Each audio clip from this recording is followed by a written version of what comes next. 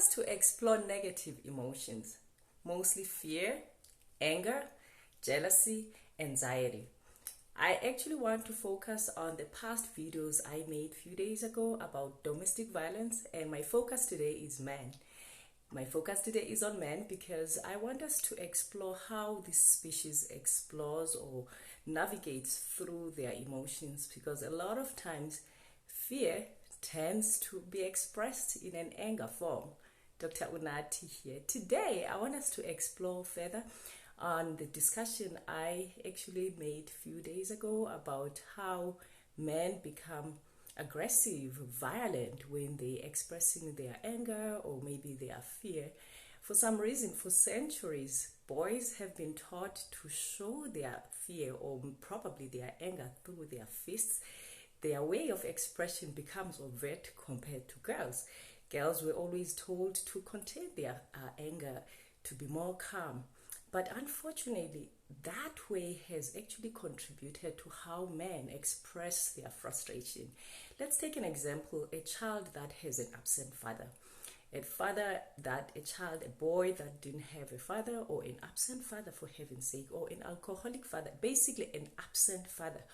This boy who never had any role model in his life, and of course, probably the way he grew up, there was some dysfunctionality, maybe alcoholism, as I have mentioned, or domestic violence. Such kids, they tend to learn. Remember, when we are learning as kids, everything goes to our subconscious. We live from our subconscious. Everything, we are taking videotapes. So whatever we experience in our childhood, it tends to resurface when we are adults. So that's why we see a lot of domestic violence. People, a lot of times there was some trauma that happened in those kids or those adults at this point. Either there was domestic violence, their mother or whoever was taking care of them did experience domestic violence. So these children, they tend to copy, or that's what they know. And we realize that if we don't deal with that emotional trauma, there's something called adverse childhood experiences. We all go through these stages sometimes in our lives as kids. Someone says something harsh to you, or maybe someone dials something harsh on you, either abuse, physical, sexual, or any other form of abuse. These things tend to have adverse events or adverse effect to our brains. And actually, it's not only just that adverse effect, as we said, it can actually change your brain structure hormonally and just structurally.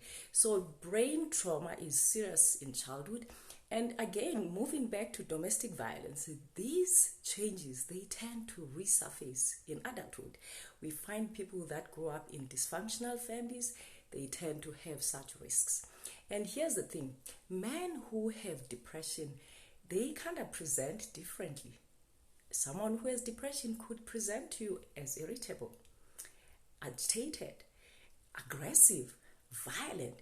And a lot of times, men have not been taught as little boys to express their vulnerabilities, their fear. They're always told to be strong because they are boys. So they grow up knowing to be these strong, resilient beings, which is dangerous because we all have emotions. So this boy grows up knowing he can't express his feelings because he's expected to be strong. And unfortunately, their spouses or their partners become their targets when they're experiencing, because in life we experience all sorts of stresses. Stress is here to stay. How we experience stress or how we express it externally determines how our relations will turn out. So some stresses are quite heavy on us. They are quite heavy on our emotions. That's when we go back to that subconscious. I told you in the beginning that when we are kids, we are taking videotapes, we are learning from the adults around us how we're managing or how we are regulating our emotions. If you saw your father when they had a conflict with your mother, he used power by overbearing, by hitting, by basically being violent towards your mother. Such boys, unfortunately, could turn out like that. And there is a percentage of boys that turn out the opposite way. It takes awakening and conscious learning another behavior which is more positive. So today, I'm here to encourage men to feel their emotions. When you feel a rejection, you feel frustrated, you feel angry, you feel anxious, you feel jealous. We all feel jealous. People need to realize that a lot of times people aren't comfortable to talk about these emotions. Guys, we all feel jealous. You need to always go back. Why are you feeling jealous? Because sometimes it could be a place of envy. But there's a thin line between jealous and envy. So you always want to go back to those emotions.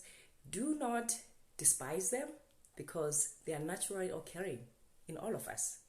A person who tells you he doesn't or she doesn't get jealous, it's a lie. Don't believe that.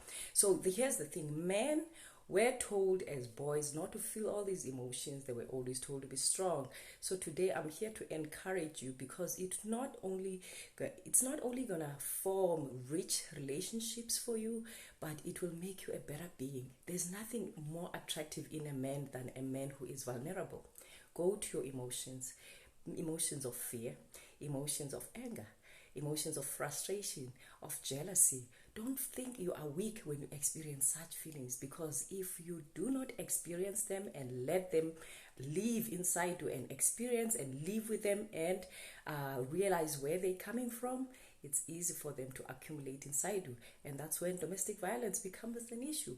And then you become an aggressive person towards your spouse. It becomes a vicious cycle. So today, promise me one thing. During these hard times, these COVID times, go inside you. Go to that story that made you fearful at some point in your life, that made you angry, that made you frustrated, and you were never given a permission to express those feelings. Go back to that. Go back to that. Go live in those emotions and dig deeper. Go dig deeper, because I always say each one of us was born innocent, ready to explore life, ready to explore this world with so much love and abundance. But something happened in our childhood, something happened. And I would love each one of us to go back to those little boys, those little girls that were hurt at some point. Visit that child. Go and tell how much you love him or her. And go and heal those wounds. Go and peel them. It's going to be painful. We all go through these stages in our lives. Go and peel those wounds, because you're not only limiting yourself, you are living a limited life. Because one, it's affecting your relationships at work, at home, your children, the way you're coming across towards your spouse, your partner, your children. You are not coming in abundance and in your full potential. So you guys, promise yourselves in these COVID hard times, you're going to explore your emotions, as negative as they are. We are all born with those emotions, but it's how we express them. What matters is how we express them. So good luck. I wish you luck. And like I said, I find men who go deeper into their souls become more resilient, the true sense of resilience, because they know how to live in vulnerability. They live in their true selves. They live in abundance and in their full potentials. You guys take care. Enjoy your weekend. In Canada, in my province, it's a long weekend, so it's going to be a fun weekend, nice, relaxed at home. Take care.